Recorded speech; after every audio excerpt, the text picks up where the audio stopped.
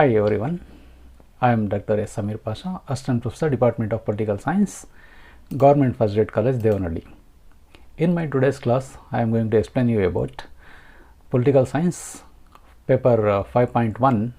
The title of the paper is Indian Constitution Institutional Framework, Unit number 3, Union and State Executive, Political Science, Final Year BA students, 5th semester BA 5.1, BNU. Session number 41, the topic is State Council of Ministers, Composition, Powers and Functions. ಎಲ್ಲರಿಗೂ ನಮಸ್ಕಾರ. ನಾನು doctor S Sameer Pasha, ರಾಜ್ಯಶಾಸ್ತ್ರದ ಸಹಾಯಕ ಪ್ರಾಧ್ಯಾಪಕ, ಸರ್ಕಾರಿ ಪ್ರಥಮ ದರ್ಜೆ college, Devanahalli. ಇಂದಿನ ತರಗತಿಯಲ್ಲಿ ನಾನು ಬೆಂಗಳೂರು ಉತ್ತರ ವಿಶ್ವವಿದ್ಯಾಲಯಕ್ಕೆ ಸಂಬಂಧಪಟ್ಟಂತಹ ತೃತೀಯ BA 5ನೇ ಸೆಮಿಸ್ಟರ್ ಪತ್ರಿಕೆ 5.1 ಇದರಲ್ಲಿ ಮೂರನೇ ಅಧ್ಯಾಯದಲ್ಲಿ ಟಾಪಿಕ್ ಹೆಸರು ರಾಜ್ಯ ಸಚಿವ ಸಂಪುಟ, ಇದರ ರಚನೆ, ಅಧಿಕಾರ ಮತ್ತು ಕಾರ್ಯಗಳು, BNU ರಾಜ್ಯಶಾಸ್ತ್ರಕ್ಕೆ ಸಂಬಂಧಪಟ್ಟಂತೆ.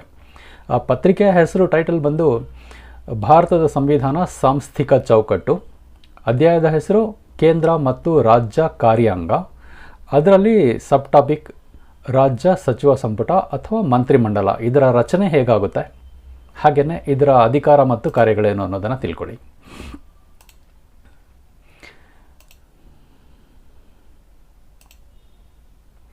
The State Council of Ministers.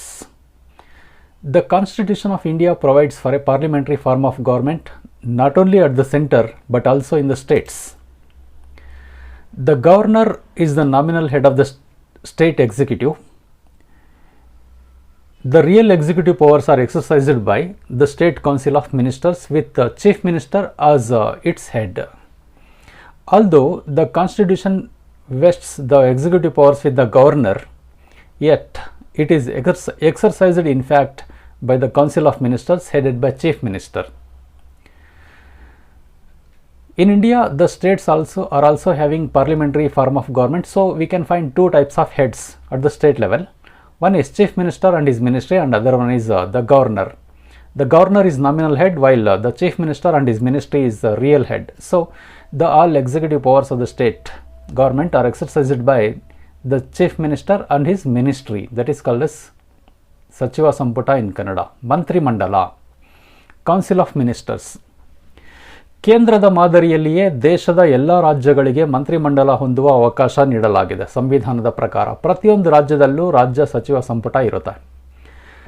ಸಂವಿಧಾನದ 163 ಸಬ್ 1ನೇ ವಿಧಿಯ ಪ್ರಕಾರ ರಾಜ್ಯಪಾಲರಿಗೆ ತಮ್ಮ ಕೆಲಸ ನಿರ್ವಹಣೆಯಲ್ಲಿ ಮುಖ್ಯಮಂತ್ರಿಯ ನಾಯಕತ್ವದ ಮಂತ್ರಿಮಂಡಲ ಸಹಾಯ ಮತ್ತು ಸಲಹೆ ನೀಡಬೇಕು ಅಂತ ತಿಳಿಸುತ್ತೆ. ಸಂವಿಧಾನದ 163 ಸಬ್ 1 ಉಪವಿಧಿ 1. ರಾಜ್ಯ ಸರ್ಕಾರದ ಎಲ್ಲ ಕಾರ್ಯನಿರ್ವಾಹಕ ಕಾರ್ಯಗಳು ಅಥವಾ ಅಧಿಕಾರಗಳು ರಾಜ್ಯಪಾಲರ ಹೆಸರಿನಲ್ಲಿಯೇ ನಡೆಯುತ್ತವೆ.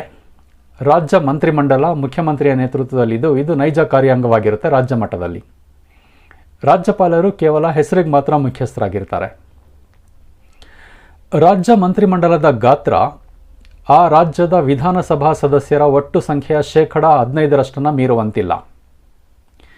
ಸಂವಿಧಾನಕ್ಕೆ 91ನೇ ತಿದ್ದುಪಡಿ ಮಾಡಿ ಈ ನಿಯಮವನ್ನು 2004ರಲ್ಲಿ ಜಾರಿಗೆ ತರಲಾಗಿದೆ. ಆಯಾ ರಾಜ್ಯದ ಕೆಳಮನೆಯ ಒಟ್ಟು ಸದಸ್ಯರ ಸಂಖ್ಯೆಯ 15% ಮಾತ್ರ ಆ ರಾಜ್ಯದ ಸಚಿವ ಸಂಪುಟದ ಸದಸ್ಯರಿರಬಹುದು. ರಾಜ್ಯಪಾಲರು ಮುಖ್ಯಮಂತ್ರಿ ಮತ್ತು ಇವರ ಸಲಹೆಯ ಮೇರೆಗೆ ಇತರೆ ಮಂತ್ರಿಗಳನ್ನು ನೇಮಿಸ್ತಾರೆ. ಮೊದಲು ಮುಖ್ಯಮಂತ್ರಿಯನ್ನು ನೇಮಿಸ್ತಾರೆ ರಾಜ್ಯಪಾಲರು. ಮುಖ್ಯಮಂತ್ರಿಯ ಸಲಹೆಯ ಮೇರೆಗೆ ಈ ಇತರೆ ಮಂತ್ರಿಗಳನ್ನು ಕೂಡ ರಾಜ್ಯಪಾಲರೇ ನೇಮಕ ಮಾಡ್ತಾರೆ. ಆದರೆ ಮಂತ್ರಿಗಳ ಪಟ್ಟಿಯನ್ನು ತಯಾರು ಮಾಡೋರು ಮುಖ್ಯಮಂತ್ರಿ. ಜೊತೆಗೆ ರಾಜ್ಯಪಾಲರು ಮುಖ್ಯಮಂತ್ರಿ ಹಾಗೂ ಇತರ ಎಲ್ಲ ಮಂತ್ರಿಗಳಿಗೆ ಪ್ರಮಾಣ ವಚನ ಬೋಧಿಸ್ತಾರೆ. ಮಂತ್ರಿಮಂಡಲದಲ್ಲಿರ್ತಕ್ಕಂಥ ಎಲ್ಲರಿಗೂ. ಮಂತ್ರಿಮಂಡಲದ ಅಧಿಕಾರಾವಧಿ 5 ವರ್ಷಗಳು ಅಂತ. ಆದರೆ 5 ವರ್ಷಗಳಿಗಿಂತ ಮುಂಚೆನೇ ಮಂತ್ರಿಮಂಡಲ ವಿಸರ್ಜನೆ ಆಗ್ಬೋದು. ವಿಧಾನಸಭೆ ವಿಸರ್ಜನೆ ಆದರೆ ಮಂತ್ರಿಮಂಡಲ ಅಧಿಕಾರ ಕಳೆದುಕೊಳ್ಳುತ್ತೆ. ಮಂತ್ರಿಮಂಡಲದ ನೇಮಕ. ಮಂತ್ರಿಮಂಡಲವು ಮುಖ್ಯಮಂತ್ರಿ ಹಾಗೂ ಇತರೆ ಸಚಿವರನ್ನು ಒಳಗೊಂಡಿದೆ. ಮಂತ್ರಿಮಂಡಲ ಅಂದರೆ ಸಚಿವರ ಒಂದು ಗುಂಪು ಅಂತ ಹೇಳ್ಬೋದು. A group of ministers headed by chief minister is called as ministry. ರಾಜ್ಯಪಾಲರು ಮುಖ್ಯಮಂತ್ರಿಯನ್ನು ನೇಮಕ ಮಾಡುವುದರೊಂದಿಗೆ ಮಂತ್ರಿಮಂಡಲದ ರಚನೆಯ ಪ್ರಕ್ರಿಯೆ ಆರಂಭವಾಗುತ್ತದೆ 164ನೇ ವಿಧಿಯ ಪ್ರಕಾರ. ರಾಜ್ಯಪಾಲರು ಸಾಮಾನ್ಯವಾಗಿ ವಿಧಾನಸಭೆಯಲ್ಲಿ ಬಹುಮತ ಪಡೆದ ಪಕ್ಷದ ನಾಯಕನನ್ನು ಮುಖ್ಯಮಂತ್ರಿಯನ್ನಾಗಿ ನೇಮಕ ಮಾಡ್ತಾರೆ. 5 ವರ್ಷಕ್ಕೊಮ್ಮೆ ಚುನಾವಣೆ ನಡೆಯುತ್ತೆ ರಾಜ್ಯದಲ್ಲಿ. ಆ ರಾಜ್ಯದಲ್ಲಿ ಯಾವ ರಾಜಕೀಯ ಪಕ್ಷ ಬಹುಮತ ಪಡೆದಿರುತ್ತದೆಯೋ ಅದರ ನಾಯಕನೇ ಮುಖ್ಯಮಂತ್ರಿ ಆಗ್ತಾನೆ. ಮುಖ್ಯಮಂತ್ರಿಗೆ ಪ್ರಮಾಣ ವಚನ ಬೋಧಿಸಿದ ನಂತರ ಮುಖ್ಯಮಂತ್ರಿ ಇತರೆ ಮಂತ್ರಿಗಳ ಪಟ್ಟಿಯನ್ನು ತಯಾರು ಮಾಡಿ ರಾಜ್ಯಪಾಲರ ಹತ್ರ ನೀಡ್ತಾನೆ. ರಾಜ್ಯಪಾಲರು ಅವರೆಲ್ಲರಿಗೂ ಪ್ರಮಾಣ ವಚನ ಬೋಧಿಸ್ತಾರೆ. ಒಂದು ವೇಳೆ ಯಾವುದೇ ಪಕ್ಷ ವಿಧಾನಸಭೆಯಲ್ಲಿ ಸ್ಪಷ್ಟ ಬಹುಮತ ಪಡೆಯದೇ ಇದ್ದಾಗ ರಾಜ್ಯಪಾಲರು ತಮ್ಮ ವಿವೇಚನಾಧಿಕಾರವನ್ನು ಬಳಸಿ ಮುಖ್ಯಮಂತ್ರಿಯನ್ನು ನೇಮಕ ಮಾಡ್ತಾರೆ. ಅಂದರೆ ಫಾರ್ ಎಕ್ಸಾಂಪಲ್ ಒಂದು 4 ರಾಜಕೀಯ ಪಕ್ಷಗಳು ಚುನಾವಣೆಗೆ ನಿಂತಿರುತ್ತವೆ. ಯಾವ ಪಕ್ಷಕ್ಕೂ ಬಹುಮತ ಬಂದಿರೋದಿಲ್ಲ ಸರ್ಕಾರ ರಚನೆ ಮಾಡುವಷ್ಟು. ಅಂಥ ಸಂದರ್ಭದಲ್ಲಿ ಆ 4 ಪಕ್ಷಗಳಲ್ಲಿ ಯಾವ ಪಕ್ಷ ಅಧಿಕ ಸ್ಥಾನಗಳನ್ನು ಪಡೆದಿರುತ್ತೆ ಅಥವಾ ಯಾವ ಪಕ್ಷ ಬಹುಮತ ಸಾಬೀತುಪಡಿಸಬಲ್ಲದು ಅನ್ನೋದನ್ನು ಮನಸ್ಸಲ್ಲಿ ಇಟ್ಕೊಂಡು ರಾಜ್ಯಪಾಲರು ಮುಖ್ಯಮಂತ್ರಿಯನ್ನು ನೇಮಕ ಮಾಡಿ ಅವಕಾಶ ಕೊಡ್ತಾರೆ ಬಹುಮತ ಸಾಬೀತುಪಡಿಸೋದಕ್ಕೋಸ್ಕರ. ಬಹುಮತ ಸಾಬೀತುಪಡಿಸಿದ ಮೇಲೆ ಬೇರೆ ಪಕ್ಷಗಳ ಸಹಾಯನ ಪಡೆದು ಸಮ್ಮಿಶ್ರ ಸರ್ಕಾರ ಅಸ್ತಿತ್ವಕ್ಕೆ ಬರುತ್ತೆ. ಇದು ಯಾವಾಗ ಅಂತ ಹೇಳಿದ್ರೆ ಯಾವುದೇ ಒಂದು ಪಕ್ಷಕ್ಕೆ ಸ್ಪಷ್ಟ ಬಹುಮತ ಬರದೇ ಇದ್ದಾಗ. ಬೇರೆ ಸಮಯಗಳಲ್ಲಿ ಈ ಪರಿಸ್ಥಿತಿ ಉದ್ಭವವಾಗೋದಿಲ್ಲ. Appointment of ministry. The ministry consists of chief minister and other ministers. The process of forming the ministry begins with the appointment of chief minister by the governor according to article 164 of Indian Constitution. The governor usually appoints the leader of the majority party in the assembly as a chief minister.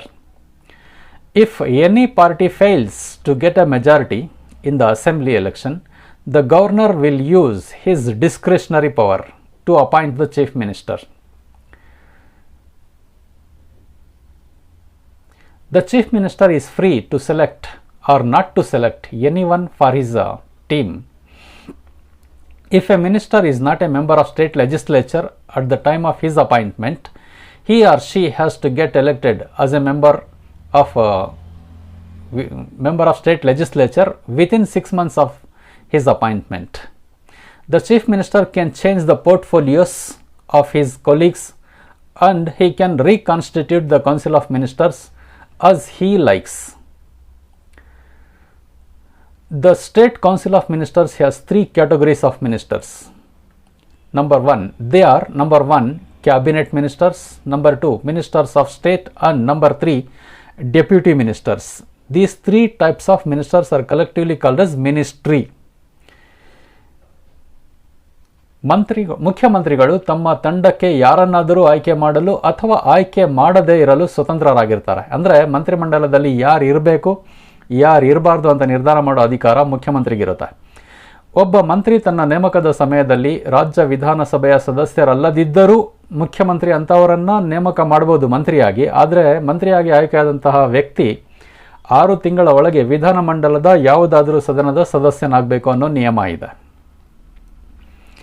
ಮುಖ್ಯಮಂತ್ರಿ ಸಚಿವ ಸಂಪುಟನ ನೇಮಕ ಮಾಡಿದ ಮೇಲೆ ತಮ್ಮ ಸಹೋದ್ಯೋಗಿಗಳು ಮಂತ್ರಿಗಳಿರ್ತಾರಲ್ಲ ಅವರಿಗೆ ಖಾತೆಗಳನ್ನು ನೀಡ್ಬೋದು, ಖಾತೆಗಳನ್ನು ಬದಲಾಯಿಸ್ಬೋದು ಅಥವಾ ಮಂತ್ರಿಗಳನ್ನು ತೆಗೆದು ಹೊಸ ಮಂತ್ರಿಗಳನ್ನು ನೇಮಕ ಮಾಡ್ಬೋದು. ಈ ಎಲ್ಲ ಅಧಿಕಾರ ಮುಖ್ಯಮಂತ್ರಿಗೆ ಸೇರಿರುತ್ತೆ ರಾಜ್ಯ ಮಟ್ಟದಲ್ಲಿ.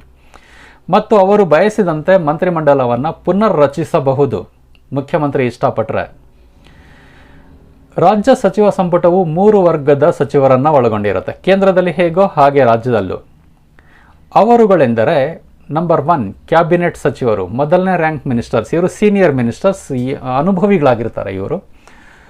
2ನೇದಾಗಿ ರಾಜ್ಯ ಸಚಿವರು ಮತ್ತು 3ನೇದಾಗಿ ಉಪಮಂತ್ರಿಗಳು. ಈ 3ರನ್ನು ಸೇರಿಸ್ಬಿಟ್ಟು ಕನ್ನಡದಲ್ಲಿ ಸಚಿವ ಸಂಪುಟ ಅಥವಾ ಮಂತ್ರಿಮಂಡಲ ಅಂತ ಕರೀತಾರೆ. ಸಚಿವ ಸಂಪುಟದ ನಾಯಕನಾಗಿ ಮುಖ್ಯಮಂತ್ರಿ ಇರ್ತಾನೆ ರಾಜ್ಯದಲ್ಲಿ, ಕೇಂದ್ರದಲ್ಲಿ ಪ್ರಧಾನಿ ಇರ್ತಾರೆ.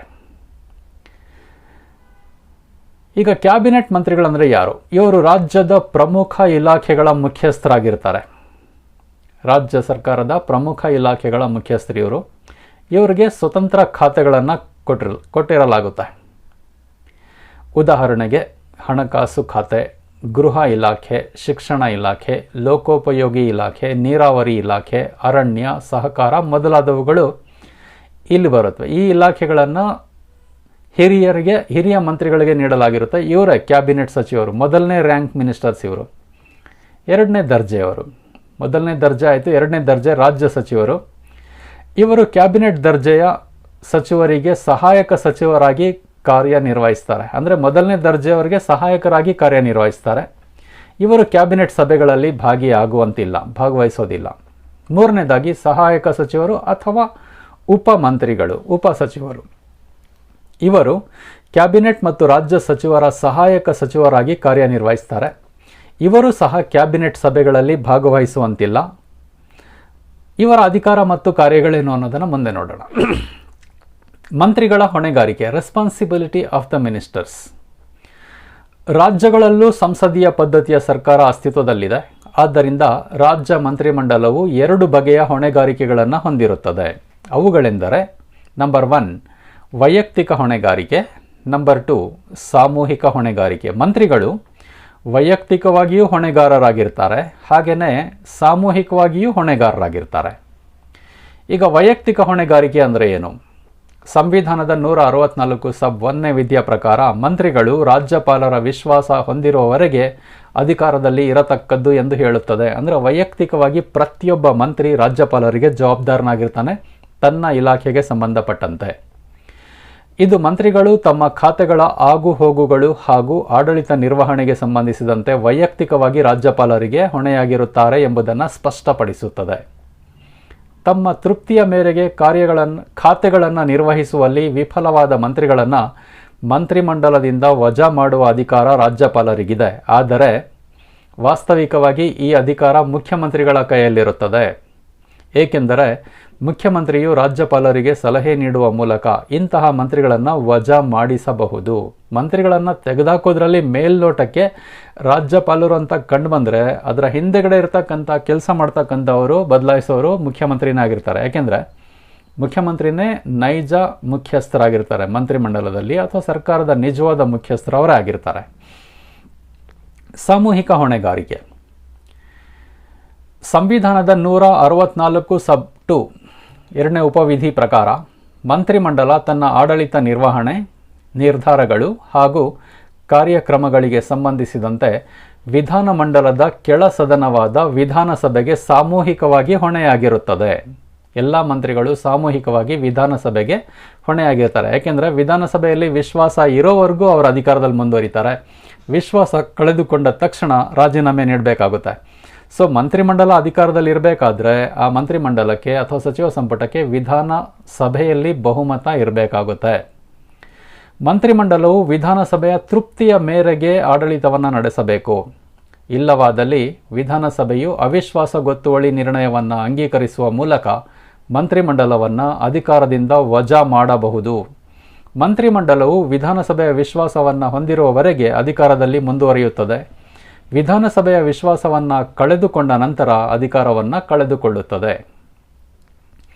Ministerial responsibility. Parliamentary system of government exists in the states also. The state cabinet, the state ministry, therefore has 2 types of responsibilities, namely personal responsibility number 1, number 2 is collective responsibility. Personal responsibility. Article 164 sub 1 of Indian Constitution says that ministers shall exercise their confidence, their power or their work until they have confidence in governor. Until the governor has confidence in them. That means they are personally responsible to the governor. This makes it clear that ministers are personally liable to the governor as regards their accounts and administration. The governor has the power to dismiss ministers who fail to maintain responsibility at his satisfaction. But in reality, this power is in the hands of Chief Minister. Chief Minister has the power to change the minister or to take resignation from any minister. But indirectly, the governor exercises this power on the advice of Chief Minister, because Chief Minister is the real head of the state government and the governor is the nominal head of the state government. So personally, all the ministers are responsible to governor indirectly, but directly they are all responsible to Chief Minister. This is because the Chief Minister can dismiss such ministers by advising the governor. A second one is, first one is collective security is over. Individual or personal responsibility is over. That means each and every minister individually, personally responsible to governor. Second one is collective responsibility. In terms of Article 164 sub 2 of the Constitution, the ministry is collectively responsible to the legislative assembly, I mean the lower house of state legislature. The lower house, for its governance, decisions and programs, controls the ministry. The ministry is responsible to lower house, that is called as the Vidhan Sabha or House of People. The cabinet shall administer to the satisfaction of the assembly. The cabinet or the ministry shall administer its work to the satisfaction of the assembly, I mean the lower house. Otherwise, the legislative assembly can abolish or it can remove the cabinet by authorizing no confidence motion. That means the cabinet will remain in office as long as it has the confidence of the lower house. If the ministry loses the confidence in lower house, it must have to resign. So the lower house has the power to remove or to change the ministry. That is called as collective responsibility. All the ministers are collectively responsible to the lower house of state legislature. I mean, for Vidhana Sabha, they are all responsible, because if they lose confidence in Vidhan Sabha, they have to resign. Because of this reason, they are all collectively responsible to the lower house of state legislature. The salaries and other allowances of ministers. The salaries and other allowances of the ministers are to be determined by the state legislature itself. The State Council of Ministers is responsible to the State Legislative Assembly. Article 164 sub 2 states that the Council of Ministers shall be collectively responsible to the Legislative Assembly of the state. There is no fixed term of the Council of Ministers. The Council of Ministers remain in power so long as it commands the confidence of the lower house. If a no confidence motion is passed in the Assembly, the Council of Ministers must have to resign. ಮಂತ್ರಿಗಳ ಸಂಬಳ ಮತ್ತು ಇತರೆ ಭತ್ಯೆಗಳು. ರಾಜ್ಯ ಶಾಸಕಾಂಗ ಇವರ ಸಂಬಳ ಮತ್ತು ಭತ್ಯೆಗಳನ್ನು ನಿರ್ಧಾರ ಮಾಡುತ್ತೆ. ರಾಜ್ಯ ಸಚಿವ ಸಂಪುಟವು ರಾಜ್ಯ ವಿಧಾನಸಭೆಗೆ ಜವಾಬ್ದಾರವಾಗಿರುತ್ತೆ. ಸಂವಿಧಾನದ 164 ಎರಡನೇ ಉಪವಿಧಿ ಪ್ರಕಾರ ಮಂತ್ರಿಮಂಡಲವು ರಾಜ್ಯದ ಶಾಸಕಾಂಗ ಸಭೆಗೆ ವಿಧಾನಸಭೆಗೆ ಸಾಮೂಹಿಕವಾಗಿ ಜವಾಬ್ದಾರರಾಗಿರುತ್ತದೆ ಎಂದು ಹೇಳುತ್ತದೆ. ಮಂತ್ರಿಮಂಡಲಕ್ಕೆ ಯಾವುದೇ ನಿಗದಿತ ಅವಧಿ ಇಲ್ಲ. ಸಾಮಾನ್ಯವಾಗಿ 5 ವರ್ಷ ಅಂತ ಹೇಳ್ತಾರೆ, ಆದರೆ 5 ವರ್ಷಕ್ಕಿಂತ ಮೊದಲೇ ತಮ್ಮ ಅಧಿಕಾರನ ಅವ್ರು ಕಳ್ಕೋಬಹುದು. ಏಕೆಂದರೆ ವಿಧಾನಸಭೆಯಲ್ಲಿ ಬಹುಮತ ಇರೋವರೆಗೂ ಅಧಿಕಾರದಲ್ಲಿ ಇರ್ತಾರೆ. ವಿಧಾನಸಭೆಯಲ್ಲಿ ಬಹುಮತ ಕಳೆದುಕೊಂಡ ತಕ್ಷಣ ಮಂತ್ರಿಮಂಡಲ ರಾಜೀನಾಮೆ ನೀಡಬೇಕಾಗುತ್ತೆ. ಮಂತ್ರಿಮಂಡಲವು ಶಾಸಕಾಂಗದ ವಿಶ್ವಾಸವನ್ನು ಹೊಂದಿರುವವರೆಗೆ ಮಾತ್ರ ಅಧಿಕಾರದಲ್ಲಿ ಉಳಿಯುತ್ತದೆ. ವಿಧಾನಸಭೆಯಲ್ಲಿ ಅವಿಶ್ವಾಸ ನಿರ್ಣಯ ಅಂಗೀಕಾರ ಆದರೆ ಸಚಿವ ಸಂಪುಟ ರಾಜೀನಾಮೆ ನೀಡಬೇಕಾಗುತ್ತೆ. Let us discuss the power and functions of state council of ministers. The state council of ministers is the highest executive authority of the state. The main powers and functions of the State Council of Ministers can be discussed under the following heads. ಮಂತ್ರಿಮಂಡಲದ ಅಧಿಕಾರ ಮತ್ತು ಕಾರ್ಯಗಳೇನು ಅಂತ. ಮಂತ್ರಿಮಂಡಲವು ಮುಖ್ಯಮಂತ್ರಿಯ ನೇತೃತ್ವದಲ್ಲಿ ಈ ಕೆಳಕಂಡ ಕಾರ್ಯಗಳನ್ನು ನಿರ್ವಹಿಸುತ್ತದೆ. Number 1 is ಶಾಸನೀಯ ಅಧಿಕಾರ ಮತ್ತು ಕಾರ್ಯಗಳು. ನಂಬರ್ 2 ಕಾರ್ಯಾಂಗದ ಅಥವಾ ಆಡಳಿತಾಧಿಕಾರಗಳು ಅಥವಾ ಆಡಳಿತದ ಮೇಲೆ ನಿಯಂತ್ರಣ. 3ನೇದಾಗಿ ಹಣಕಾಸಿನ ಕಾರ್ಯಗಳು. 4ನೇದಾಗಿ ನೇಮಕಾತಿ ಅಧಿಕಾರಗಳು. The ministry headed by Chief Minister performs the following functions. Number 1, legislative powers and functions. Executive power and functions, the administrative power and functions. Number 3, financial functions. Number 4, appointing powers. Let us discuss one by one. The first one is legislative powers of the ministry, ministry, Council of Ministers of the state. Number 1 is ಶಾಸನೀಯ ಅಧಿಕಾರ ಮತ್ತು ಕಾರ್ಯಗಳು. ಮಂತ್ರಿಮಂಡಲವು ಮಸೂದೆಗಳನ್ನು ರೂಪಿಸುವುದಲ್ಲದೆ ಅವುಗಳನ್ನು ವಿಧಾನ ಮಂಡಲದಲ್ಲಿ ಮಂಡಿಸುತ್ತದೆ. ಮಂತ್ರಿಮಂಡಲ ತಾನು ಮಂಡಿಸಿದ ಮಸೂದೆಗಳಿಗೆ ವಿಧಾನಮಂಡಲದ ಅನುಮೋದನೆಯನ್ನು ಪಡೆಯೋದು ಮಂತ್ರಿಮಂಡಲದ ಪ್ರಮುಖ ಕಾರ್ಯ ಆಗಿದೆ. ಅಂದರೆ ಮಸೂದೆಗಳನ್ನು ರಚಿಸಿ ಅವು ಕಾನೂನು ಆಗುವಂತೆ ನೋಡಿಕೊಳ್ಳೋ ಜವಾಬ್ದಾರಿ ಮಂತ್ರಿಮಂಡಲಕ್ಕೆ ಸೇರಿರುತ್ತದೆ. ಇದು ಪ್ರಮುಖ ಶಾಸನೀಯ ಅಧಿಕಾರ ಅಂತ ಹೇಳ್ಬೋದು. ತಮ್ಮ ಪಕ್ಷ ವಿಧಾನಸಭೆಯಲ್ಲಿ ಬಹುಮತ ಪಡೆದಿರೋದ್ರಿಂದ ಮಂತ್ರಿಮಂಡಲ ಸುಲಭವಾಗಿ ಮಸೂದೆಗಳಿಗೆ ವಿಧಾನಮಂಡಲದ ಅನುಮೋದನೆಯನ್ನು ಪಡೆಯಲು ಸಾಧ್ಯವಾಗುತ್ತದೆ. ಏಕೆಂದರೆ ತಮ್ಮದೇ ಪಕ್ಷ ಅಧಿಕಾರದಲ್ಲಿರುತ್ತೆ. ಹಾಗಾಗಿ ಮಂತ್ರಿಗಳು ಎಂಥ ಮಸೂದೆ ಬೇಕಾದರೂ ಮಂಡಿಸಿ ಪಾಸ್ ಮಾಡ್ಕೋಬೋದು ಸಂವಿಧಾನಾತ್ಮಕವಾಗಿ, ಸಂವಿಧಾನಕ್ಕೆ ಅನುಗುಣವಾದಂಥ ಮಸೂದೆಗಳನ್ನು. ಮಂತ್ರಿಗಳು ಮಸೂದೆಗಳ ಮೇಲಿನ ಚರ್ಚೆಯಲ್ಲಿ ಭಾಗವಹಿಸುತ್ತಾರಲ್ಲದೆ ವಿಧಾನಮಂಡಲದ ಸದಸ್ಯರು ಕೇಳುವ ಪ್ರಶ್ನೆಗಳಿಗೆ ಹಾಗೂ ಪೂರಕ ಪ್ರಶ್ನೆಗಳಿಗೆ ಸಮರ್ಪಕವಾದ ಉತ್ತರಗಳನ್ನು ನೀಡುವ ಜವಾಬ್ದಾರಿಯನ್ನು ಹೊಂದಿರ್ತಾರೆ. ಮಂತ್ರಿಗಳು ತಮ್ಮ ಇಲಾಖೆಗೆ ಸಂಬಂಧಿಸಿದ ವರದಿಯನ್ನು ಚರ್ಚೆಗಾಗಿ ವಿಧಾನಮಂಡಲದ ಮುಂದೆ ಇಡುತ್ತಾರೆ. Legislative powers and functions. The Council of Ministers not only makes bills but also presents them or introduces them in the state legislature. The main task of the ministry is to get the approval of the Legislative Assembly and Legislative Council for its bills. With their party having a majority in the Legislative Assembly, the cabinet could easily seek the approval of the Assembly for the bills. Ministers participate in the debate on bills and are responsible for providing adequate answers to questions and supplementary questions asked by members of the House of Legislature. I mean, the lower house and upper house can ask the questions regarding bills or regarding administration. At that time, they have to answer it. Ministers will present the report to their departments before the council for discussion. Number 2. First important power we have discussed about law making power. Law making power belongs to the legislature, I mean for lower house and upper house, but the ministry plays dominant role in making laws. That is legislative powers of state ministry, council of ministers. Number 2 is second one, ಕಾರ್ಯಾಂಗದ ಅಧಿಕಾರ ಮತ್ತು ಕಾರ್ಯಗಳು ಅಥವಾ ಆಡಳಿತ ಅಧಿಕಾರಗಳು.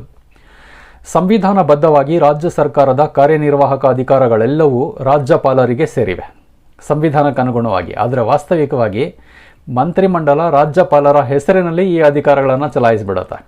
ಅಂದರೆ ಅಧಿಕಾರ ನಡೆಸೋದು ಹೆಸರಿಗೆ ಮಾತ್ರ ರಾಜ್ಯಪಾಲರು, ಆದರೆ ನೈಜವಾಗಿ ಮುಖ್ಯಮಂತ್ರಿ ನೇತೃತ್ವದ ಮಂತ್ರಿಮಂಡಲನೇ ಅಧಿಕಾರ ರಾಜ್ಯದಲ್ಲಿ ನಡೆಸ್ತಾ ಇರುತ್ತೆ ಅಂತ. ಮಂತ್ರಿಮಂಡಲ ರಾಜ್ಯದ ಆಡಳಿತವನ್ನು ನಡೆಸುವ ಮಹತ್ತರವಾದ ಜವಾಬ್ದಾರಿ ಹೊಂದಿದೆ. ಮಂತ್ರಿಮಂಡಲದ ಪ್ರತಿಯೊಬ್ಬ ಸದಸ್ಯನು ತನಗೆ ನೀಡಲಾದ ಖಾತೆಯನ್ನು ನಿರ್ವಹಿಸುವ ಜವಾಬ್ದಾರಿ ಹೊಂದಿರ್ತಾನೆ. ಮಂತ್ರಿಗಳು ನಾಗರಿಕ ಸೇವಾ ವರ್ಗಕ್ಕೆ ಸರ್ಕಾರಿ ನೌಕರರಿಗೆ ನಿರ್ದೇಶನ ನೀಡೋದು, ಆಜ್ಞೆಗಳನ್ನು ಮಾಡೋದು ಹಾಗೂ ಸೂಚನೆಗಳನ್ನು ನೀಡೋದರ ಮೂಲಕ ತಮ್ಮ ಅಧೀನದಲ್ಲಿರುವ ಇಲಾಖೆಗಳ ಆಡಳಿತವನ್ನು ನೋಡ್ಕೊಳ್ತಾರೆ, ಮೇಲ್ವಿಚಾರಣೆ ನಡೆಸ್ತಾರೆ. ಸಚಿವರು ತಮ್ಮ ಇಲಾಖೆಗಳ ಆಡಳಿತದ ಮೇಲ್ವಿಚಾರಣೆ ನಡೆಸ್ತಾರೆ. ಮಂತ್ರಿಮಂಡಲ ಸರ್ಕಾರದ ಕಾರ್ಯಕ್ರಮಗಳು, ನಿರ್ಧಾರಗಳು ಹಾಗೂ ನೀತಿಗಳನ್ನು ನಾಗರಿಕ ಸೇವಾ ವರ್ಗದ ಮೂಲಕ ಅನುಷ್ಠಾನಗೊಳಿಸುತ್ತದೆ, ಸರ್ಕಾರಿ ನೌಕರರ ಮೂಲಕ ಅನುಷ್ಠಾನಗೊಳಿಸುತ್ತದೆ. ಮಂತ್ರಿಮಂಡಲವು ರಾಜ್ಯಕ್ಕೆ ಸಂಬಂಧಿಸಿದ ಮಹತ್ವದ ನಿರ್ಧಾರಗಳನ್ನು ತೆಗೆದುಕೊಳ್ಳುತ್ತೆ ಆಡಳಿತಕ್ಕೆ ಸಂಬಂಧಪಟ್ಟಂತೆ. Executive powers and functions of state council of ministers. Constitutionally, all the executive powers of the state government are with the governor, but virtually the Ministry of Defense runs the administration in the name of governor. Virtually the ministry, the total ministry performs the administrative functions in the name of governor. The ministry has a tremendous responsibility of administering the state. Each member of the cabinet of minister is responsible for maintaining the account or the department given to him. Ministers administer their respective departments by directing, commanding and instructing civil servants. The ministers oversees the administration of their departments. They supervise their departments. The cabinet implements government programs, decisions and policies through the civil service class, through the government officials. The cabinet makes important decisions for the state regarding administration. Number 3 is financial power and functions. ಮಂತ್ರಿಮಂಡಲ ರಾಜ್ಯದ ಹಣಕಾಸು ನೀತಿಯನ್ನು ನಿರ್ಧಾರ ಮಾಡುತ್ತೆ ಮತ್ತು ನಿಯಂತ್ರಿಸುತ್ತದೆ. ಮಂತ್ರಿಮಂಡಲ ಸರ್ಕಾರದ ವಾರ್ಷಿಕ ಆದಾಯ ಮತ್ತು ಖರ್ಚುಗಳನ್ನು ಒಳಗೊಂಡ ಆಯವ್ಯಯ ಪಟ್ಟಿಯನ್ನು ತಯಾರಿಸಿ ವಿಧಾನಸಭೆಯಲ್ಲಿ ಮಂಡನೆ ಮಾಡುತ್ತೆ. ಅಂದರೆ ಹಣಕಾಸಿಗೆ ಸಂಬಂಧಪಟ್ಟಂತೆ ಮುಂಗಡ ಪತ್ರವನ್ನು ತಯಾರಿಸುವ ಮತ್ತು ಅದನ್ನು ಅನುಮೋದನೆ ಪಡೆದುಕೊಳ್ತಕ್ಕಂಥ ಅಧಿಕಾರನ ಸಚಿವ ಸಂಪುಟ ಅಥವಾ ಮಂತ್ರಿಮಂಡಲ ಮಾಡುತ್ತೆ. ಆಯವ್ಯಯ ಪಟ್ಟಿಗೆ ವಿಧಾನಮಂಡಲದ ಅನುಮೋದನೆ ಪಡೆಯುವುದು ಮಂತ್ರಿಮಂಡಲದ ಜವಾಬ್ದಾರಿಯಾಗಿರುತ್ತೆ. ಮಂತ್ರಿಮಂಡಲ ವಿಧಾನಮಂಡಲದ ಪೂರ್ವಾನುಮತಿಯೊಂದಿಗೆ ತೆರಿಗೆಗಳ ಮೂಲಕ ಹಣವನ್ನು ಸಂಗ್ರಹಿಸುವುದಲ್ಲದೆ ಆಡಳಿತ ನಿರ್ವಹಣೆ ಮತ್ತು ಇತರೆ ಯೋಜನೆಗಳಿಗೆ ಹಣನ ಖರ್ಚು ಮಾಡುತ್ತೆ. ಹಣ ಖರ್ಚು ಮಾಡಬೇಕಾದ್ರೆ ಮಂತ್ರಿಗಳು ಶಾಸಕಾಂಗದ ಅನುಮತಿ ಪಡೀತಾರೆ. ಕೆಳಮನೆ ಮತ್ತು ಮೇಲ್ಮನೆಯ ಅನುಮತಿ ರಾಜ್ಯದಲ್ಲಿ. ಮಂತ್ರಿಮಂಡಲ ರಾಜ್ಯದ ವಿತ್ತ ನೀತಿಯನ್ನು ಹಣಕಾಸು ನೀತಿಯನ್ನು ನಿರ್ಧಾರ ಮಾಡ್ತಕ್ಕಂಥ ಪ್ರಮುಖ ಅಧಿಕಾರ ಹೊಂದಿದೆ ಅಂತ ಹೇಳ್ಬೋದು. Number 3 is financial powers of Council of Ministers. In the financial field, the State Council of Ministers has many functions to perform. It frames the economic policies of the government. It controls the financial policy of the state and decides the tax structure for the public welfare of the state. The money bills can be introduced in the assembly only by the ministers. The budget is prepared under the guidance and supervision of the cabinet of the state. Before presenting the budget to the assembly, the finance minister must place it before the cabinet for its approval. The budget allocations are finalized by the State Council of Ministers and the policy of taxation is determined by it. The finance minister introduces the annual budget after it is approved by the Council of Ministers. The finance minister introduces budget in legislative assembly with a speech called as budget speech. The budget speech is actually a statement of financial condition and program of the state. It is annual financial statement of state government. It is prepared by the ministry and presented by the finance minister. The Council of Ministers formulates and implements all developmental policies and plans of the state. Number 4, ನೇಮಕಾತಿ ಅಧಿಕಾರಗಳು. ರಾಜ್ಯಪಾಲರು ರಾಜ್ಯ ಮಟ್ಟದ ರಾಜ್ಯ ಲೋಕಸೇವಾ ಆಯೋಗಗಳ ಅಧ್ಯಕ್ಷರು ಮತ್ತು ಸದಸ್ಯರು, ರಾಜ್ಯ ಯೋಜನಾ ಮಂಡಳಿಯ ಉಪಾಧ್ಯಕ್ಷರು ಮತ್ತು ಸದಸ್ಯರು, ಅಡ್ವೊಕೇಟ್ ಜನರಲ್, ಮಹಿಳಾ ಆಯೋಗ, ರಾಜ್ಯ ಮಾನವ ಹಕ್ಕುಗಳ ಆಯೋಗ, ರಾಜ್ಯ ಅಲ್ಪಸಂಖ್ಯಾತರ ಆಯೋಗ ಹಾಗೂ ಹಿಂದುಳಿದ ಆಯೋಗಗಳ ಅಧ್ಯಕ್ಷರು ಮತ್ತು ಸದಸ್ಯರುಗಳು, ಹಾಗೆ ಅದರ ಜೊತೆಗೆ ವಿಶ್ವವಿದ್ಯಾನಿಲಯಗಳ ಉಪಕುಲಪತಿಗಳನ್ನು ನೇಮಕ ಮಾಡ್ತಕ್ಕಂಥ ಅಧಿಕಾರ ಹೊಂದಿರ್ತಾರೆ. ಆದರೆ ಇವರು ಮಂತ್ರಿಮಂಡಲದ ಸಲಹೆಯ ಮೇರೆಗೆ ಈ ಎಲ್ಲ ನೇಮಕಾತಿಗಳನ್ನು ಮಾಡ್ತಾರೆ. ರಾಜ್ಯಪಾಲರೇ ಪ್ರಮುಖ ನೇಮಕಾತಿಗಳನ್ನು ಮಾಡ್ತಾರೆ ಅಂತ ಮೇಲ್ನೋಟಕ್ಕೆ ಕಂಡು ಬಂದರೂ ಅವರ ಹಿಂದೆಗಡೆ ಕೆಲಸ ಮಾಡ್ತಕ್ಕಂಥವರು ಮುಖ್ಯಮಂತ್ರಿ ಮತ್ತು ಮಂತ್ರಿಮಂಡಲ. ಅವರ ಸಲಹೆಗನುಗುಣವಾಗಿ ಯಾರನ್ನ ಯಾವ ಹುದ್ದೆಗಳಿಗೆ ನೇಮಕ ಮಾಡಬೇಕು ಅನ್ನೋದನ್ನು ರಾಜ್ಯಪಾಲರು ನಿರ್ಧರಿಸ್ತಾರೆ. ಆದ್ದರಿಂದ ಮೇಲಿನ ಎಲ್ಲ ಹುದ್ದೆಗಳ ನೇಮಕಾತಿಗೆ ಸಂಬಂಧಿಸಿದ ಅಧಿಕಾರಗಳು ಸಂವಿಧಾನಬದ್ಧವಾಗಿ ರಾಜ್ಯಪಾಲರಿಗೆ ಸೇರಿದ್ದರೆ ವಾಸ್ತವಿಕವಾಗಿ ಈ ಅಧಿಕಾರಗಳು ಮುಖ್ಯಮಂತ್ರಿಯ ನೇತೃತ್ವದ ಮಂತ್ರಿಮಂಡಲದಿಂದ ಚಲಾಯಿಸಲ್ಪಡುತ್ತವೆ. Appointment powers. The State Council of Ministers makes all important appointment in the state. The governor makes all the higher appointments like the Advocate General, chairman of various corporations and boards, chairman and members of the state public service commissions, etc. in accordance with the advice of State Council of Ministers headed by Chief Minister. Moreover, the State Council of Ministers controls the system of transfer and promotion etc. of the senior officers of the state. Fifth one, ಐದನೇದಾಗಿ ಸಮನ್ವಯ ಕಾರ್ಯ. ಇದು ರಾಜ್ಯ ಸಚಿವ ಸಂಪುಟದ ಪ್ರಮುಖ ಕಾರ್ಯಗಳಲ್ಲಿ ಒಂದಾಗಿದೆ. ಸಚಿವ ಸಂಪುಟವು ಸರ್ಕಾರದ ವಿವಿಧ ಇಲಾಖೆಗಳ ನಡುವೆ ಸಹಕಾರವನ್ನು ಕಾಪಾಡಿಕೊಳ್ಬೇಕಾಗುತ್ತೆ. ಸರ್ಕಾರ ಅಂದಮೇಲೆ ಅಲ್ಲಿ ಹಲವಾರು ಇಲಾಖೆಗಳಿರುತ್ತೆ. ಇಲಾಖೆಗಳ ಮುಖ್ಯಸ್ಥರೇ ಮಂತ್ರಿಗಳು. ಆ ಎಲ್ಲ ಮಂತ್ರಿಗಳನ್ನು ಮಂತ್ರಿಮಂಡಲ ಅಂತ ಕರೀತಾರೆ. ಕೆಲವೊಮ್ಮೆ ಮಂತ್ರಿಗಳ ನಡುವೆ ಭಿನ್ನಾಭಿಪ್ರಾಯ ಉದ್ಭವ ಆದರೆ, ಬಿಕ್ಕಟ್ಟುಗಳು, ಘರ್ಷಣೆಗಳು, ವಿವಾದಗಳೇನಾದರೂ ಉಂಟಾದರೆ ಅಂಥ ಸಂದರ್ಭಗಳಲ್ಲಿ ಆ ಮಂತ್ರಿಗಳ ನಡುವೆ, ಇಲಾಖೆಗಳ ನಡುವೆ ಸಾಮರಸ್ಯ ಅಥವಾ ಸಮನ್ವಯ ಮೂಡಿಸ್ತಕ್ಕಂಥ ಕಾರ್ಯನೂ ಮಂತ್ರಿಮಂಡಲ ಮಾಡುತ್ತೆ. ಮುಖ್ಯವಾಗಿ ಮುಖ್ಯಮಂತ್ರಿ ಮಾಡ್ತಾನೆ ಅಂತ ಹೇಳ್ಬೋದು. Coordination function. It is one of the important functions of the state council of ministers. The state council of ministers must maintain cooperation among different departments of state government. Number 6, ಆರನೇದಾಗಿ ನ್ಯಾಯಾಂಗ ಅಥವಾ ನ್ಯಾಯಿಕ ಅಧಿಕಾರಗಳು. ರಾಜ್ಯ ಮಂತ್ರಿಗಳ ಮಂಡಳಿಯು ಪರೋಕ್ಷವಾಗಿ ನ್ಯಾಯಾಂಗ ಕಾರ್ಯಗಳೊಂದಿಗೆ ಸಂಬಂಧ ಹೊಂದಿರುತ್ತೆ. ನೇರವಾಗಲ್ಲ, ಪರೋಕ್ಷವಾಗಿ ನ್ಯಾಯಿಕ ಕಾರ್ಯಗಳನ್ನು ಇವರು ನಿರ್ವಹಿಸ್ತಾರೆ. ರಾಜ್ಯಪಾಲರ ನ್ಯಾಯಿಕ ಅಧಿಕಾರಗಳಾದ ಕ್ಷಮಾದಾನ ನೀಡೋ ಅಧಿಕಾರ ಅಥವಾ ಹೈಕೋರ್ಟ್ ಅಥವಾ ಕೆಳಕಂಡ ಜಿಲ್ಲಾ ನ್ಯಾಯಾಲಯಗಳು ಅಥವಾ ಹೈಕೋರ್ಟ್ ನೀಡತಕ್ಕಂತಹ ಶಿಕ್ಷೆನ ಬದಲಾಯಿಸೋದು, ಹಿಂಪಡೆಯೋದು ಅಥವಾ ಸಂಪೂರ್ಣ ಕ್ಷಮಾದಾನ ನೀಡತಕ್ಕಂಥ ಅಧಿಕಾರಗಳನ್ನು ಮಂತ್ರಿಮಂಡಲದ ಸಲಹೆಯೊಂದಿಗೆ ಮಾತ್ರ ರಾಜ್ಯಪಾಲರು ನಿರ್ವಹಿಸ್ತಾರೆ. Judicial functions. The State Council of Ministers, the State Council of Ministers is indirectly associated with the judicial functions. The judicial power of the governor, like granting of pardon, respite, reprieve, etc., are actually exercised by him only with the advice of the State Council of Ministers. Lastly, miscellaneous functions of Council of Ministers. The State Council of Ministers perform some other functions in addition to those mentioned above. Every year, the governor gives a speech in the State Assembly, but that speech was prepared by Council of Ministers. The governor of a state summons and prorogues the state legislature or dissolves the assembly of the state on the advice of the chief minister. In this regard, the chief minister is advised by the council.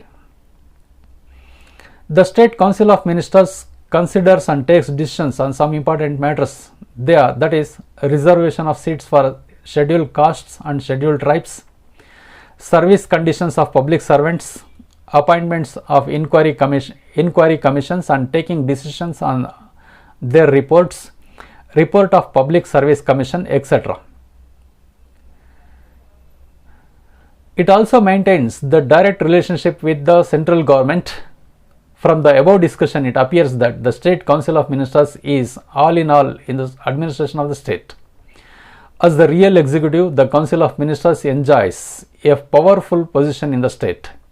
It runs the whole state administration in the name of the governor. The governor acts as the constitutional head of the state executive. The Council of Ministers is the formulator and executor of policy of the state theoretically or practically. The State Council of Ministers has to aid and advise the governor, but in actual practice, it is the real executive of the state. ಇತರೆ ಕಾರ್ಯಗಳು. ರಾಜ್ಯ ಸಚಿವ ಸಂಪುಟವು ಮೇಲೆ ವಿವರಿಸಿದಂತಹ ಕಾರ್ಯಗಳ ಜೊತೆಗೆ ಹೆಚ್ಚುವರಿಯಾಗಿ ಇತರೆ ಕೆಲವು ಕಾರ್ಯಗಳನ್ನು ನಿರ್ವಹಿಸುತ್ತೆ. ಅವುಗಳನ್ನು ಹೇಗೆ ಹೇಳ್ಬೋದು? ಪ್ರತಿ ವರ್ಷ ರಾಜ್ಯಪಾಲರು ರಾಜ್ಯ ವಿಧಾನಸಭೆಯಲ್ಲಿ ಭಾಷಣ ಮಾಡ್ತಾರೆ. ಆದರೆ ಆ ಭಾಷಣವನ್ನು ಸಿದ್ಧಪಡಿಸ್ತಕ್ಕಂಥ ಕೆಲಸನ ಮುಖ್ಯಮಂತ್ರಿಯ ನೇತೃತ್ವದ ಮಂತ್ರಿಮಂಡಲ ಮಾಡುತ್ತೆ. ಒಂದು ರಾಜ್ಯದ ರಾಜ್ಯಪಾಲರು ಮುಖ್ಯಮಂತ್ರಿಯ ಸಲಹೆಯ ಮೇರೆಗೆ ರಾಜ್ಯ ವಿಧಾನಸಭೆಯ ಅಧಿವೇಶನ ಕರೀತಾರೆ, ಅಧಿವೇಶನವನ್ನು ಮುಂದೂಡ್ತಾರೆ, ಅಥವಾ ರಾಜ್ಯದ ಅಸೆಂಬ್ಲಿ ಕೆಳಮನೆ ವಿಧಾನಸಭೆಯನ್ನು ವಿಸರ್ಜನೆ ಮಾಡೋ ಅಧಿಕಾರ ಇದೆ. ಆದರೆ ಇದನ್ನು ಮಂತ್ರಿಮಂಡಲದ ಸಲಹೆಯ ಮೇರೆಗೆ ಮಾತ್ರ ಮಾಡ್ತಾರೆ. ಅವರು ಕೆಲವೊಮ್ಮೆ ಸ್ವಂತ ವಿವೇಚನೆಯಿಂದನೂ ಮಾಡಬಹುದು. ಈ ನಿಟ್ಟಿನಲ್ಲಿ ಮುಖ್ಯಮಂತ್ರಿಗೆ ಸಚಿವ ಸಂಪುಟ ಸಲಹೆ ನೀಡ್ತಾ ಇರುತ್ತೆ ವಿಸರ್ಜನೆ ಮಾಡೋಕ್ಕೆ ಸಂಬಂಧಪಟ್ಟಂತೆ. ರಾಜ್ಯ ಸಚಿವ ಸಂಪುಟವು ಕೆಲವು ವಿಷಯಗಳ ಬಗ್ಗೆ ಪರಿಗಣಿಸುತ್ತದೆ ಮತ್ತು ನಿರ್ಧಾರಗಳನ್ನು ತೆಗೆದುಕೊಳ್ಳುತ್ತದೆ. ಅಂದರೆ ಪರಿಶಿಷ್ಟ ಜಾತಿ ಮತ್ತು ಪರಿಶಿಷ್ಟ ಪಂಗಡಗಳಿಗೆ ಸೀಟುಗಳನ್ನು ಮೀಸಲಾತಿ ಇಡೋದು, ಸಾರ್ವಜನಿಕ ನೌಕರರ ಸೇವಾ ಷರತ್ತುಗಳು, ವಿಚಾರಣಾ ಆಯೋಗಗಳ ನೇಮಕ ಮತ್ತು ಅವರ ವರದಿಗಳ ಮೇಲೆ ನಿರ್ಧಾರಗಳನ್ನು ತೆಗೆದುಕೊಳ್ಳೋದು, ಲೋಕಸೇವಾ ಆಯೋಗದ ವರದಿ, ಕೇಂದ್ರ ಸರ್ಕಾರದೊಂದಿಗೆ ನೇರ ಸಂಬಂಧವನ್ನು ಹೊಂದಿರೋದು. ಮೇಲಿನ ಚರ್ಚೆಯಿಂದ ರಾಜ್ಯದ ಆಡಳಿತದಲ್ಲಿ ರಾಜ್ಯದ ಮಂತ್ರಿಮಂಡಲ ಪ್ರಮುಖ ಪಾತ್ರ ವಹಿಸುತ್ತದೆ, ಮುಖ್ಯವಾದ ಆಡಳಿತಾತ್ಮಕ ಕಾರ್ಯಗಳನ್ನು ನಿರ್ವಹಿಸುತ್ತದೆ ಅನ್ನೋದು ಕಂಡುಬರುತ್ತೆ. ನಿಜವಾದ ಕಾರ್ಯನಿರ್ವಾಹಕ ಅಧಿಕಾರಗಳನ್ನು ಹೊಂದಿರತಕ್ಕಂತಹ ಒಂದು ಸಂಪುಟವಾಗಿ ಮಂತ್ರಿಮಂಡಲ ರಾಜ್ಯದಲ್ಲಿ ಪ್ರಬಲ ಸ್ಥಾನ ಹೊಂದಿದೆ ಅಂತ ಹೇಳ್ಬೋದು. ಈ ಮಂತ್ರಿಮಂಡಲ ಅಥವಾ ಸಚಿವ ಸಂಪುಟ ರಾಜ್ಯಪಾಲರ ಹೆಸರಿನಲ್ಲಿ ಇಡೀ ರಾಜ್ಯದ ಆಡಳಿತವನ್ನು ನೇರವಾಗಿ ನಿರ್ವಹಿಸುತ್ತೆ. ರಾಜ್ಯಪಾಲರು ರಾಜ್ಯ ಕಾರ್ಯಾಂಗದ ಸಾಂವಿಧಾನಿಕ ಮುಖ್ಯಸ್ಥರಾಗಿರಬಹುದು, ಆದರೆ ಮಂತ್ರಿಮಂಡಲ ಸಚಿವ ಸಂಪುಟ ರಾಜ್ಯದ ನೀತಿಯನ್ನು ರೂಪಿಸುವ ಮತ್ತು ನಿರ್ವಹಿಸ್ತಕ್ಕಂತಹ ನೈಜ ಕಾರ್ಯಾಂಗವಾಗಿದೆ, ವಾಸ್ತವಿಕ ಆಡಳಿತಾತ್ಮಕ ಅಂಗವಾಗಿದೆ. ಸೈದ್ಧಾಂತಿಕವಾಗಿ ರಾಜ್ಯಗಳ ಮಂತ್ರಿಮಂಡಲ ರಾಜ್ಯಪಾಲರಿಗೆ ಸಹಾಯ ಮತ್ತು ಸಲಹೆಯನ್ನು ನೀಡಬೇಕು ಸೈದ್ಧಾಂತಿಕವಾಗಿ. ಆದರೆ ವಾಸ್ತವಿಕವಾಗಿ ಆಚರಣೆಯಲ್ಲಿ ರಾಜ್ಯದ ನಿಜವಾದ ಕಾರ್ಯಾಂಗ ಮಂತ್ರಿಮಂಡಲವಾಗಿದೆ, ಆಡಳಿತಾಂಗ ಇದೇ ಆಗಿದೆ ಅಂತ ಹೇಳ್ಬೋದು. Position of the State Council of Ministers. The Council of Ministers enjoys a powerful position in the state. The governor acts as the constitutional head of the state. The State Council of Ministers is the real executive of the state. The State Council of Ministers is all in all in the administration of the state. It runs the whole state administration in the name of governor. The Council of Ministers is the formulator, executor of the policies of the state.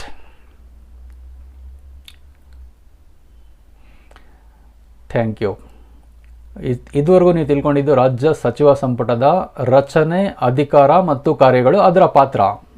ಕೊನೆಯದಾಗಿ ಹೇಳೋದಾದರೆ ರಾಜ್ಯ ಸಚಿವ ಸಂಪುಟ ಏನಿದೆ, ಮಂತ್ರಿಮಂಡಲ, ಅದು ರಾಜ್ಯದ ವಾಸ್ತವಿಕ ಕಾರ್ಯನಿರ್ವಾಹಕ ಅಂಗವಾಗಿದೆ. ಇಡೀ ರಾಜ್ಯದ ಆಡಳಿತದ ಜವಾಬ್ದಾರಿ ಅದಕ್ಕೆ ಸೇರಿರುತ್ತೆ ಅಂತ ಹೇಳ್ಬೋದು. ಎಲ್ಲರಿಗೂ ವಂದನೆಗಳು.